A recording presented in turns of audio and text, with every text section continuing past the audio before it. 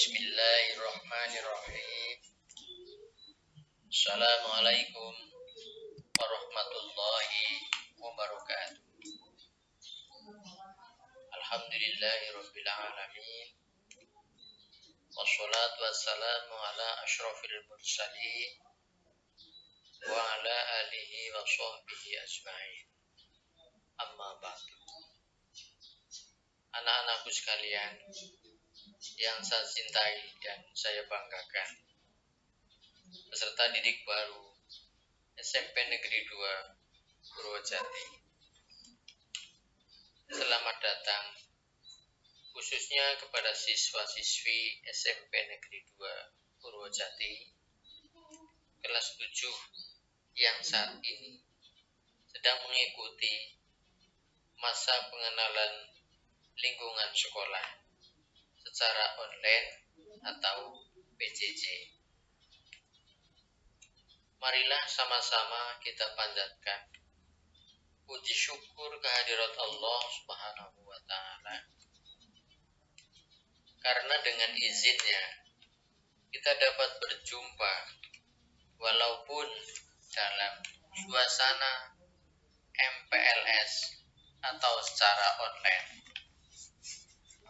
Tak lupa dengan iringan sholawat dan salam semoga tercurah kepada manusia mulia pilihan Allah Subhanahu wa Ta'ala, yaitu Nabi besar Muhammad Sallallahu Alaihi Wasallam.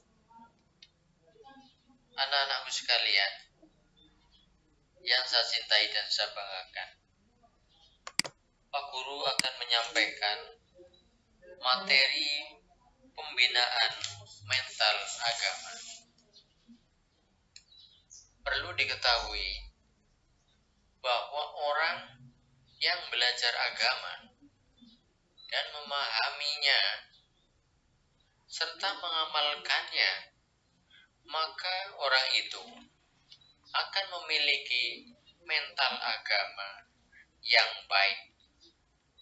Oleh karena itu, perlu anak-anak tahu tentang pentingnya pendidikan agama, tentunya agama Islam.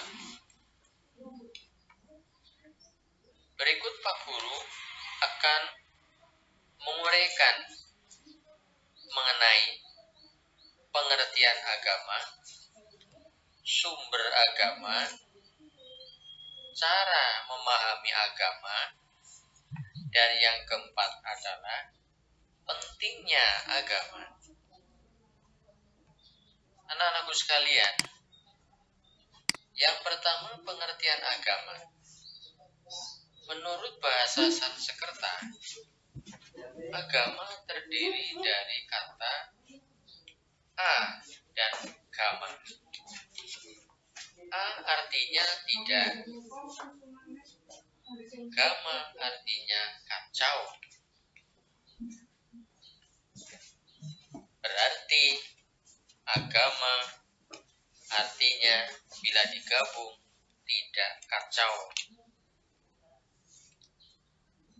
Apabila ada orang yang beragama tetapi hidupnya masih kacau, berarti orang itu agamanya belum sempurna.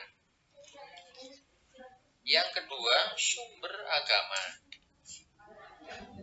Agama itu bersumber dari Zat yang Maha Kuasa dan Maha Sempurna, yaitu Allah Subhanahu wa Ta'ala, Tuhan yang Maha Esa, yang dibawa oleh utusannya melalui malaikat Jibril dengan wahyunya. Kemudian yang ketiga adalah cara memahami agama. Yang pertama adalah memahami agama itu dengan belajar atau menuntut ilmu. Caranya bagaimana? Caranya belajar dengan guru, belajar dengan membaca Al-Quran dan memahami isi Al-Quran, kemudian belajar dengan membaca buku-buku agama. Yang kedua, cara memahami agama dengan mengamalkan agama atau ilmu yang telah diperolehnya. Contohnya, kalau kita belajar berwudu, maka setelah kita bisa berwudu, kerjakan wudu itu dengan baik dan benar. Kemudian, contoh berikutnya, apabila kita belajar ilmu tajwid, setelah kita bisa belajar tajwid dan memahami ilmu tajwid, praktikkan ilmu tajwid itu ketika membaca Al-Quran. Contoh yang lain, apabila kita sudah belajar tentang sholat dan kita sudah paham tentang cara sholat, laksanakan sholat itu dengan baik dan tepat pada waktunya. Anak-anak sekalian yang saya hormati dan saya banggakan, yang keempat atau selanjutnya adalah pentingnya agama dalam kehidupan. Yang pertama, agama membimbing orang atau manusia menjadi baik dengan sesama manusia yang disebut hablun minan nas, dan baik dengan Allah Subhanahu wa taala atau hablun minallah. Bagaimana berbuat baik dengan sesama manusia? Antara lain adalah dengan saling tolong-menolong dan saling menghargai. Lalu bagaimana dengan Allah? Yaitu dengan menjalankan perintahnya dan menjauhi larangan-larangannya.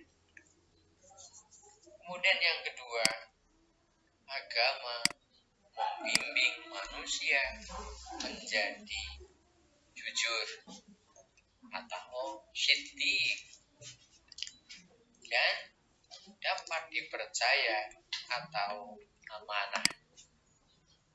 Jujur adalah sifat Rasul, dapat dipercaya juga sifat Rasul. Yang ketiga, agama membimbing manusia supaya menjadi disiplin. Sebagaimana disiplin dalam menjalankan sholat 5 waktu, yaitu harus dilakukan pada waktu yang telah ditentukan. Dan sebagai seorang atau siswa atau pelajar, tentu harus disiplin dalam belajar. Yang keempat, agama mengajarkan kita menuntut ilmu supaya bahagia dunia dan akhirat. Allah akan mengangkat derajat orang-orang yang menuntut ilmu. Rasul juga mewajibkan kita supaya belajar atau menuntut ilmu sejak dari ayunan sampai liang lahat.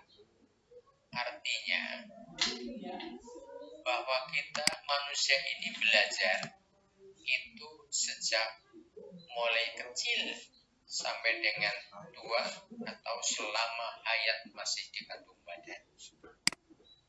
Yang kelima, agama mengajarkan kepada kita supaya berusaha atau ikhtiar. Ingin pintar, harus belajar. Ingin disayang oleh orang tua, harus patuh kepada orang tua. Ingin disayang Allah, harus taat pada perintah-perintah